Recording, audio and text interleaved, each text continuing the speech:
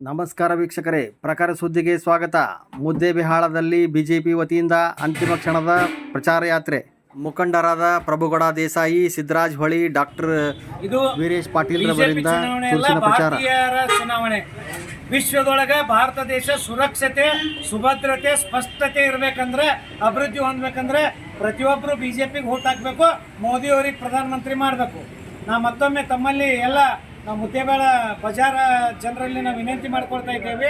ಪಾದಯಾತ್ರೆ ಮುಖಾಂತರ ಎಲ್ಲ ಬಜಾರದ ಪ್ರಮುಖರು, ನಾಯಕರು ಕೂಡ್ಕೊಂಡು ಬರುವಂಥ 7ನೇ ತಾರೀಕಿಗೆ ತಾವೆಲ್ಲರೂ ಬಿಸಿಲಿದ್ರು ಕೂಡ ಬೆಳಗ್ಗೆನೆ ಹೋಗಿ ಈ ದೇಶ ಭದ್ರತೆಯಿಂದ ವಿಶ್ವದ 3ನೇ ಸ್ಥಾನಕ್ಕೆ ಬರಬೇಕಂದ್ರೆ ಭಾರತೀಯ ಜನತಾ ಪಕ್ಷಕ್ಕೆ ತಾವು ಪಕ್ಷಾತೀತ, ಜಾತ್ಯತೀತವಾಗಿ ವೋಟ್ ಮಾಡ್ಬೇಕಂತ ತಮ್ಮಲ್ಲಿ ವಿನಂತಿ.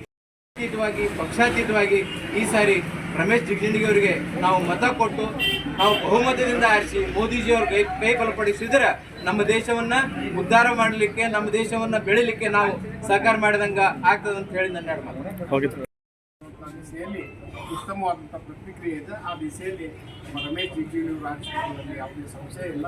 ಎಲ್ಲರೂ ಕೂಡ ನಾವು ಹಿಂದೆ ಮತದಾನಕ್ಕೆ ತೆರಳುತ್ತೀವಿ, ಮತವನ್ನು ಬೇಡಲಿಕ್ಕೆ ಅಂತ ಹೇಳಿ ಎಲ್ಲರಿಗೂ ಒಂದು ಬಿಜೆಪಿ ಮುಖಂಡರುಗಳು ಅಭಿವೃದ್ಧಿಯ ಹರಿಕಾರರಾದ ಮೋದಿಯವರಿಗೆ ಮತ್ತೊಮ್ಮೆ ಮತದಾರ ಹಾಕಿ ಮಾಡುವ ಮೂಲಕ ರಾಷ್ಟ್ರದ ಪ್ರಧಾನಮಂತ್ರಿಯಾಗಿ ಆಯ್ಕೆ ಮಾಡಲು 400 ಸೀಟುಗಳನ್ನು ಬಿಜೆಪಿಗೆ ಗೆಲ್ಲಿಸಿಕೊಡಲು ಸಹಾಯ ಮಾಡಬೇಕು ಎಂದು ಮತದಾನ ಯಾಚನೆ ಮಾಡಿದರು.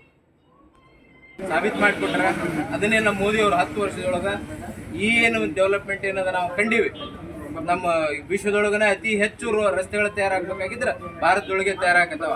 ಅದಕ್ಕೆ ಇಸ್ ಬಾರ್ ಬಿಜೆಪಿ ಮುಖಂಡರುಗಳಾದ ಚನ್ನಪ್ಪಣ್ಣ ಕಂಟಿ, ಬಿಪಿ ಕುಲಕರ್ಣಿ, ರಾಜು ಬಳ್ಳೊಳ್ಳಿ, ಶಿವ್ ಹುರ್ಕಡ್ಲಿ, ವಿಕ್ರಮ್ ಓಸ್ವಾಲ್, ಮಹಾಂತೇಶ್ ಮಡಿವಾಳರ್ ಸೇರಿದಂತೆ ನೂರಾರು ಕಾರ್ಯಕರ್ತರು ಜಯಘೋಷವನ್ನು ಹಾಕುತ್ತಾ ಪ್ರಚಾರವನ್ನು ಮಾಡಿದರು.